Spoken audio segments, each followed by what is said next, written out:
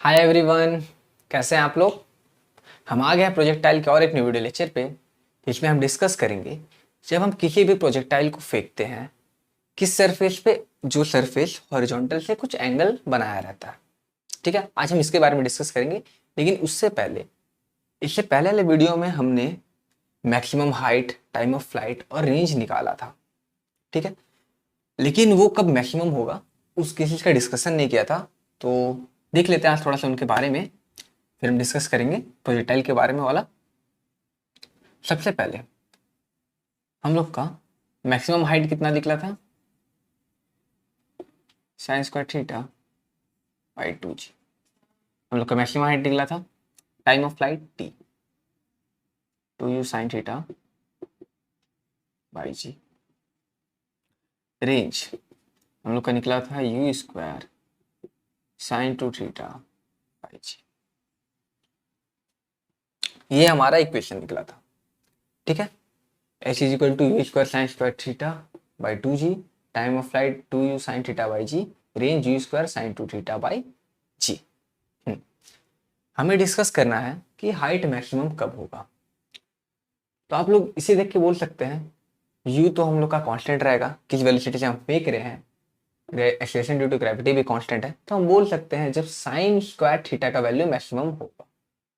और sine square theta का value maximum कब होगा, जब साइन थीटा का वैल्यू मैक्सिमम होगा। मीन्स हम यहाँ पास बोल सकते हैं and sine square theta is equal to maximum, या तो हम बोले when sine theta is equal to maximum, मतलब theta is equal to 90 degree. क्योंकि मैक्सिमम किस केस में होता है, जब थीटा 90 होता है। साइन थीटा मैक्सिमम कब होता है, जब थीटा 90 होता है।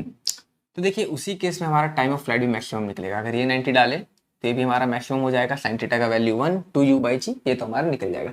मतलब हम समझ रहे क्या, साइन थीटा जो 90 हो रहा है, जो थीटा हमने फिगर कुछ इस तरह से बनाया था, प्रोजेक्टाइल इस तरह मूव कर रहा था, ये कुछ थीटा था, ये थीटा 90 हॉरिजॉन्टल से, मतलब ये थीटा था हॉरिजॉन्टल लाइन से, तो अब थीटा हो जाएगा 90। मतलब हम प्रोजेक्टाइल को किस डायरेक्शन में फेंक रहे हैं, ऊपर की तरफ, वाई डायरेक्शन में सीधा ऊपर फेंक रहे हैं। तो हम लोग का हाइट मैक्सिमम कब मिलेगा, जब हम प्रोजेक्टाइल को एकदम वर्टिकल फेंकें, किसी भी ऑब्जेक्ट को हम क्या करें, स्ट्रेट वर्टिकल डायरेक्शन में भेजें, तब हम लोग का हाइट मैक्सिमम होगा, टाइम मैक्सिमम होगा। ये केस बनती है। लेकिन रेंज के केस में कुछ और बात होता है। रेंज रेंज कब मैक्सिमम,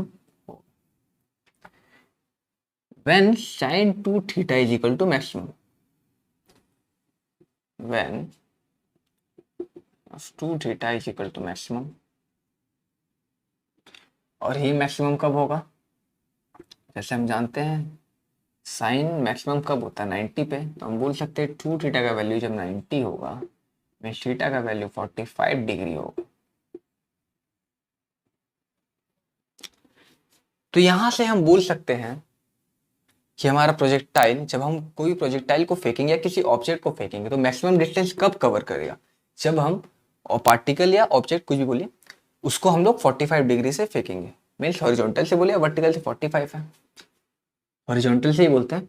हॉरिजॉन्टल से जब 45 डिग्री के एंगल पे हम लोग फेंकेंगे, तब हम लोग का मैक्सिमम डिस्टेंस कवर करेगा ये प्रोजेक्टाइल। तो ये हो गया केस। हाँ, और एक चीज बारे में हम लोग बात कर सकते हैं। अगर हम किसी भी पार्टिकल को u वेलोसिटी से फेंक रहे हैं, एक बार हम कोई थीटा एंगल से फेंके और एक बार मान लेते हैं कोई थीटा 1 एंगल से फेंके, या थीटा नॉट कुछ बोल सकते हैं, थीटा 1 ही लिखते हैं, और दोनों का रेंज इक्वल हो गया। मीन्स ऐसा दो एंगल बताइए जिसे हम u वेलोसिटी से अगर किसी भी ऑब्जेक्ट को फेंके तो होगा क्या, दोनों सेम रेंज हम लोग को निकाल के देगा, दोनों सेम रेंज हम लोग को निकाल के देगा। तो यहां पास हम फॉर्मूला की मदद से लिख सकते हैं, रेंज का फॉर्मूला को यहां पास अप्लाई कर देते हैं। R is equal to u square sine 2 theta by g. और हम जिस तरह का फिगर के बारे में बात कर रहे हैं उसमें u हमारा कांस्टेंट है, acceleration due to gravity constant रहेगा, इसलिए दोनों पार्टिकल को सेम वेलोसिटी से फेंकना है। सिर्फ हमें देखना ये है कि थीटा हॉरिजॉन्टल से क्या होगा, दोनों का थीटा अलग है। तो हम यहाँ पास लिख सकते हैं R1, एक केस के लिए R1, एक केस के लिए R2। R1 का भी वही हो जाएगा यू स्क्वायर साइन, इसको थीटा मान लेते हैं, u square sine 2 theta by g, यहाँ पास यू स्क्वायर साइन 2 थीटा 1 मान लेते हैं इसे बाई जी। देखिए थीटा और थीटा 1 में किस तरह का रिलेशन होगा ये हमें रिलेट करना है, हमारा आंसर आ जाएगा। हम क्या देखेंगे, यू स्क्वायर कटेगा, जी कटेगा, सेम चीज़ है। तो sine 2 theta is equal to sine 2 theta 1। देखिए दो केसेस हो सकती है, जब मैं इन चीज़ों के बारे में बात करूं तो दो केसेस हो सकती है। कैसे? एक केस में दोनों थीटा इक्वल ही है, means theta is equal to theta 1। एक केस हो सकता है अगर थीटा थीटा 1 के बराबर है तो दोनों वैल्यू इक्वल है, ये तो एक केस बनी। अगर दोनों मतलब थीटा और थीटा 1 एक दूसरे के बराबर होगी तब। दूसरा केस के बारे में हम बात करें तो हम क्या इसे ऐसे लिख सकते हैं, sine 2 theta is equal to sine of 180 minus 2 theta. Sine 180 minus theta sine theta, sine 180 minus theta is equal to sine theta. तो यहाँ से हम और एक बार इसे अगर हम लोग आगे बढ़ाएं, साइन यहाँ से 2 कॉमन ले लेते हैं तो 90 माइनस थीटा 1। अब बोल सकते हैं जब थीटा 90 माइनस थीटा 1 के इक्वल हो तब हम लोग का रेंज सेम होगा, R1 और R2 का रेंज सेम होगा। एक केस तो ये निकला था, दूसरा ये निकल जाएगा when theta is equal to 90 minus theta 1। इसको इधर ले आते हैं तो theta plus theta 1 is equal to 90 degree. हमें डिग्री डाल देते हैं। तो ये केस निकला। तो जैसे अगर मैं बोलूं कोई प्रोजेक्टाइल को मैं 30 डिग्री के एंगल से फेंक रहा हूं, तो और किस एंगल से फेंक सकता हूं हॉरिजॉन्टल के रिस्पेक्ट में कि वही सेम रेंज कवर करे। तो अगर एक 30 है तो एक 90 माइनस 30 होगा, एक 30 है तो एक 90 माइनस 30 होगा, कितना हो जाएगा 60। अगर एक 50 है तो एक 40 होगा, एक 45 है तो दूसरा भी 45 ही होगा, पहले 45 पे मैक्सिमम, उसको कोई टक्कर नहीं दे सकता। तो ये सब चीज़ें थी इसके लिए। अब बात करते हैं तो प्रोजेक्टाइल को हम किसी एंगल, किसी इंक्लिनेशन प्लेन में फेंकते हैं।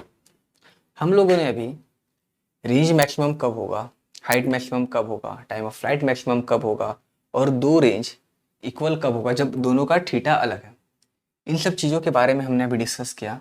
अब हम बात करेंगे जब हम किसी भी प्रोजेक्टाइल को किसी हॉरिजॉन्टल से कोई थीटा एंगल इंक्लाइंड प्लेन है, मीन्स मैं सीधा सीधा बोल सकता हूँ जब हम किसी प्रोजेक्टाइल को किसी इंक्लाइंड प्लेन पे थ्रो करते हैं तो उस समय केसेस क्या होंगे हम उसके बारे में डिस्कस करेंगे। तो आइए देखते हैं उसका फिगर। मान लेते हैं ये हॉरिजॉन्टल लाइन है और ये एक इंक्लाइंड प्लेन है जो थीटा इंक्लिनेशन पे है।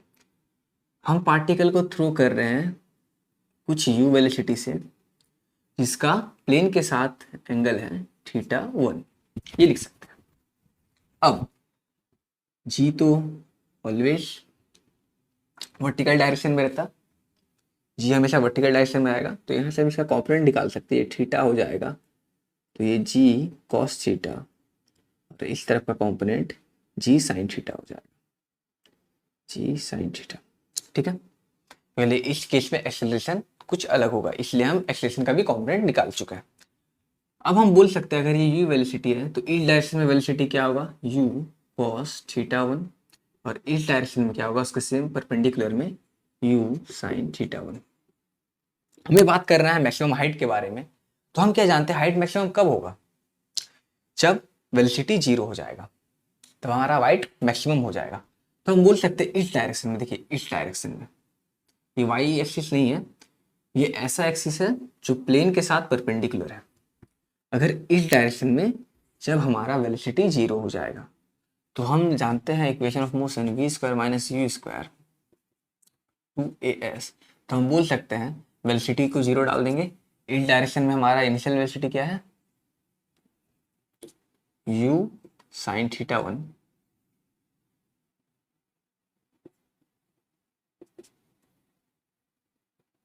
टू एक्सेलरेशन हमारा हो जाएगा माइनस जी कॉस थीटा। क्योंकि हम इस डायरेक्शन के बारे में बात करें, देखिए इस डायरेक्शन में जी कॉस थीटा है, जी नहीं है, जी कॉस थीटा है। फिर एस वही हमारा मैक्सिमम हाइट निकल जाएगा जब वेलोसिटी 0 है। तो आइए पुट करते हैं, अपना आंसर निकालते हैं। देखते हैं, नेगेटिव नेगेटिव कट गया, h is equal to u square sine square theta 1 by 2g, और एक कॉस थीटा है, कॉस थीटा लिख सकते हैं। ये हमारा मैक्सिमम हाइट निकल गया। अब देखिए टाइम मैक्सिमम भी तो उसी, हमने अभी क्या बात किया, इससे पहले वाले वीडियो में हमने क्या देखा था, टाइम मैक्सिमम कब होगा, मतलब टाइम ऑफ फ्लाइट टोटल क्या होगा, मैक्सिमम भी बोल सकते हैं, टाइम ऑफ फ्लाइट ही बोलिए ज़्यादा अच्छा लगेगा। टाइम ऑफ फ्लाइट क्या होगा जब यहाँ से पार्टिकल मैक्सिमम हाइट पे पहुंचा, तो जितना टाइम लगा उसके 2 टाइम्स होगा। तो अब हम लिख सकते हैं v is equal to u plus a t. यहाँ की मदद से हम बता सकते हैं हमारा तो v 0 हो रहा था, के लिए मैक्सिमम हाइट के लिए हमने v 0 लिया था। u हो जाएगा u साइन थीटा 1, एक्सेलरेशन हो जाएगा minus g cos theta into time, t लिख सकते हैं या तो t/2 भी डाल सकते हैं। तो इसे हम जब सॉल्व करेंगे तो t इज इक्वल टू आ जाएगा हमारा u sine theta 1 by g cos theta, और यहाँ ये तो t/2 के बराबर है, हम पहले भी जानते हैं, तो एक ही साथ लिख देते हैं t/2। हमारा t क्या मिल जाएगा, 2u sine theta 1 by g cos theta. इस तरह की केसेस हमें मिलेगी। अब रेंज के बारे में बात करते हैं। देखिए रेंज 2 तरीका से निकाल सकते हैं, एक तरीका है इजी, एक तरीका है हार्ड।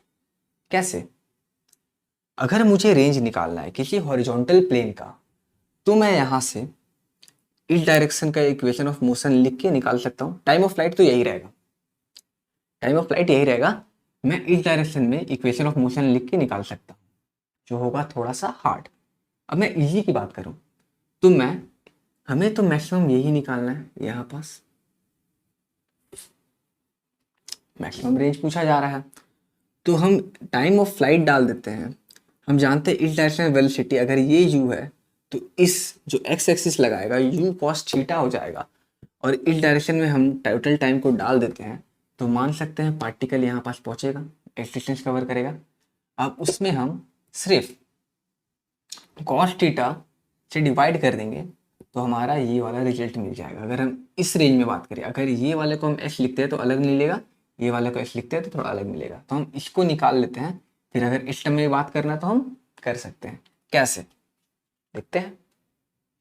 टाइम ऑफ फ्लाइट हमें याद रहना चाहिए, टाइम ऑफ फ्लाइट ऐसा हम लोग निकाल चुके हैं।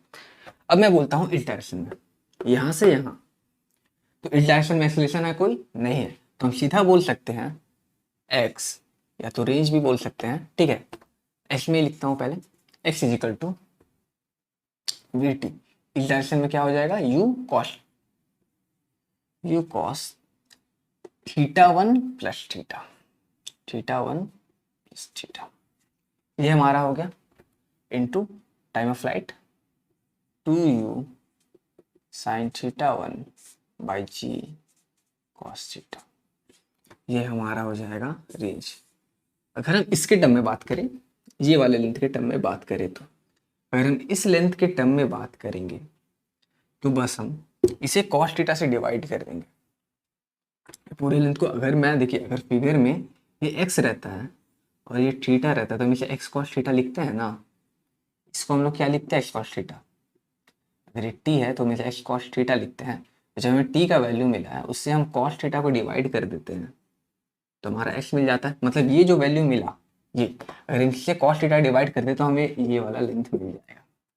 Means u cos theta 1 plus theta 2u sine theta 1 by g cos theta, उसमें और एक cos थीटा डिवाइड करें तो यहाँ cos स्क्वायर थीटा में, ये आंसर हमें मिलेगा रेंज का। अगर हम रेंज इसके टर्म में बात कर रहे हैं तो ये, और ये लेंथ में हम बात कर रहे हैं तो ये दोनों हमें मिलेगा। तो इस तरह हम चीज़ों को सॉल्व करते हैं। आई होप आप लोग को वीडियो अच्छी लगी होगी। अगर लगी है तो प्लीज़ लाइक, सब्सक्राइब